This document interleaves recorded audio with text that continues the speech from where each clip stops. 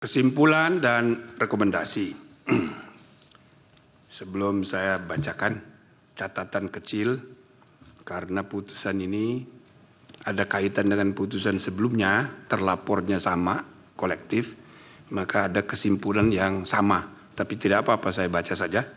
Kesimpulan, menimbang bahwa berdasarkan uraian duduk perkara fakta-fakta yang terungkap dalam rapat dan sidang pemeriksaan, serta pertimbangan hukum dan etika di atas, dapat disimpulkan hal-hal sebagai berikut. 1. Dugaan pelanggaran kode etik dan perilaku hakim konstitusi yang terkait dissenting opinion terhadap hakim terlapor tidak terbukti melanggar kode etik dan perilaku hakim konstitusi.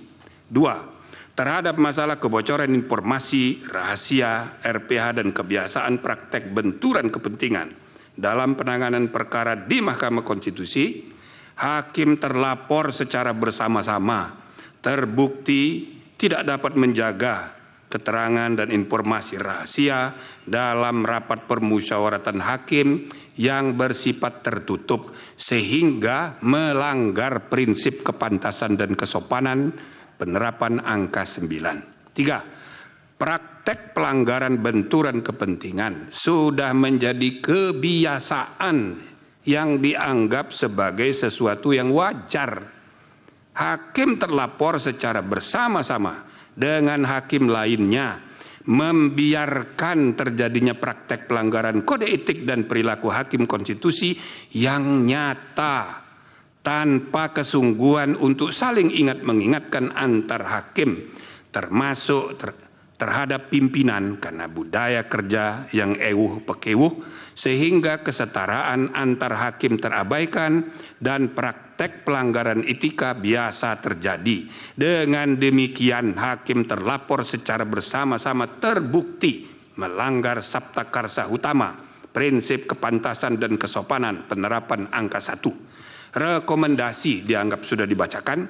Amar putusan, mengingat undang-undang dan seterusnya, memutuskan, menyatakan 1. Hakim terlapor tidak terbukti melakukan pelanggaran terhadap kode etik dan perilaku hakim konstitusi sepanjang terkait pendapat berbeda atau dissenting opinion.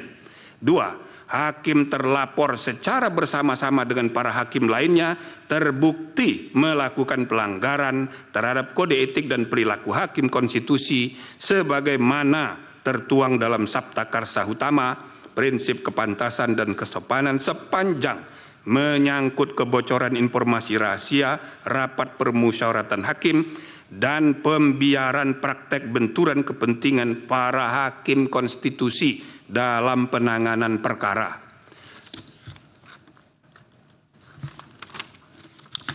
3. Menjatuhkan sanksi teguran lisan secara kolektif terhadap hakim terlapor dan hakim konstitusi lainnya. Demikian diputus dalam rapat Majelis Kehormatan oleh 3 anggota Majelis Kehormatan dan seterusnya pada hari Jumat tanggal 3 bulan November tahun 2023 dan hari Senin tanggal 6 bulan November tahun 2023 dan diucapkan dalam sidang pleno Majelis Kehormatan Mahkamah Konstitusi pada hari Selasa tanggal 7 bulan November tahun 2023 selesai diucapkan pada pukul 17.06 oleh 3 anggota Majelis Kehormatan Konstitusi, yaitu Jimli Asidiki sebagai Ketua Merangkap Anggota, Wahiduddin Adam sebagai Sekretaris Merangkap Anggota, dan Bintan R. Saragih sebagai anggota. Demikian ditandatangani. Jelajahi cara baru mendapatkan informasi. Download Metro TV Extend sekarang.